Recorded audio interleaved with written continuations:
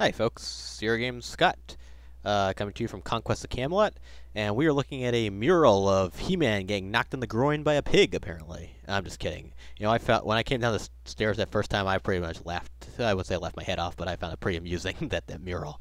I assume it was probably Hercules or some other guy fighting some creature, but it looked to me like He-Man, and it looked like he was getting hit below the belt.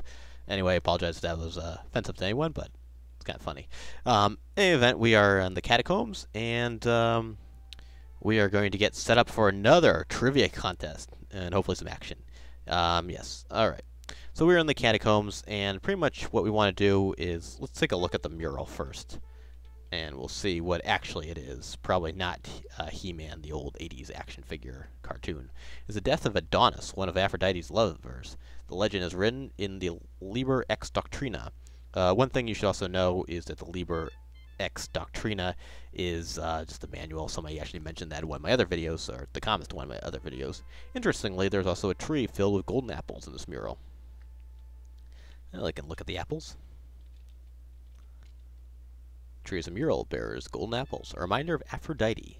Alright, well, so Adonis gets killed, I guess, so there is some injury taking place, probably not the same one I initially saw. Let's go head north right now. Alright, so we're north. And notice how the perspective sort of changes. You'd think you'd still be looking upward, but your character is actually facing a different direction. So that's somewhat interesting. And I'm just going to pause for 1 second. Hold on. Alright, sorry about that. I just need to ensure that we didn't have any interruptions. Anyway. That's interesting. A little rat came out of the wall. Alright, so we are going to pardon me, I lost my train of thought. Let's ask Merlin about the Gnostics. I don't know why.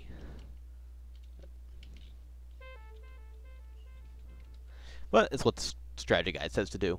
Gnostic means knowledge. It refers to secretive Christian cults who seek after heavenly knowledge, disdain all matters of the flesh, and worship Sophia, the great mother of all wisdom. Christians who worship Sophia. Okay. For the past 4 centuries, they have been heavily persecuted by the Christian sect ruling from Rome, and may have met here to worship in secret. The Christian sect ruling from Rome sounds to me like, I can't think of anything else would be called the Roman Catholic Church. I wonder if they changed it just so they didn't possibly offend Roman Catholics. Alright, well, let's ask about Sophia. Ask Merlin about Sophia. Maybe.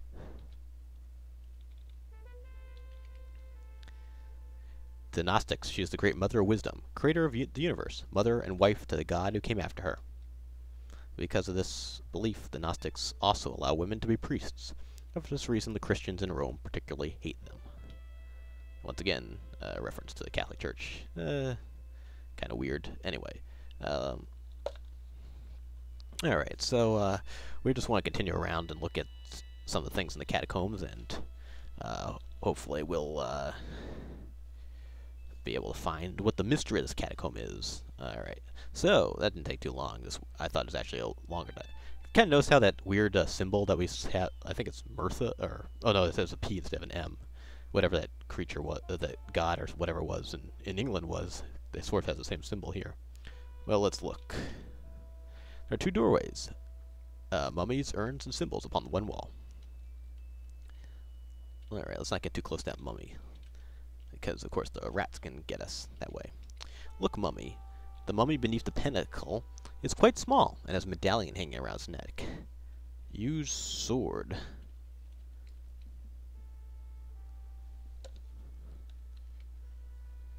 That's not working.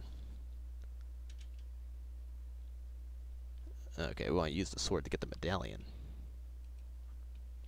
Use such as to get medallion. Okay. So if you just say use sword, it just draws the blade, but that doesn't actually do what we want it to do. Alright, very clever, Arthur. You have safely taken possession of the medallion.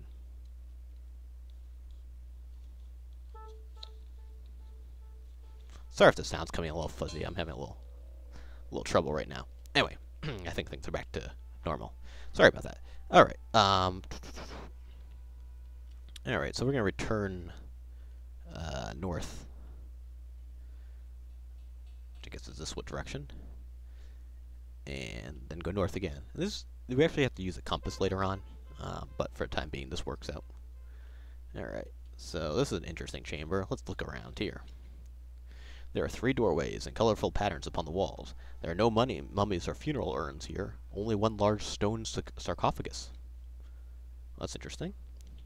Let's look at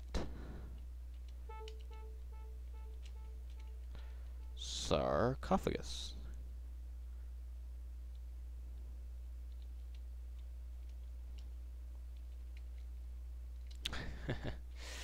Look.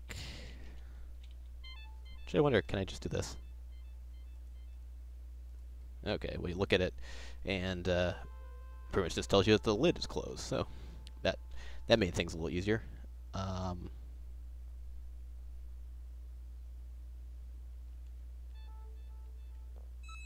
Uh-oh.